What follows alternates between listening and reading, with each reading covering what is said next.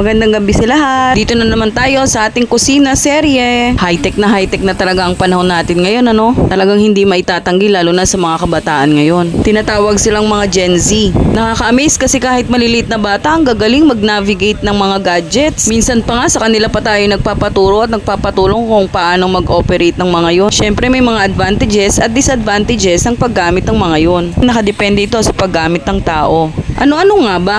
Ilan sa positibong epekto ng paggamit ng gadgets ay mas napapabilis nito ang ating komunikasyon. Napapabilis din ang pag-access sa impormasyon, lalo na sa pag-aaral ng mga kabataan. Subalit, kung sumusobra at mali ang paggamit natin ng gadgets, maaari ito naman ang maging masamang dulot nito. Maaring lumabo ang mata, mapabayaan ang kalusugan, ma-divert ang pag-aaral dun sa mga larong nakikita sa internet. Kaya't kinakailangang balansihin at gabayan natin ang ating mga anak sa paggamit nito. Ayan, luto na. Kainan na.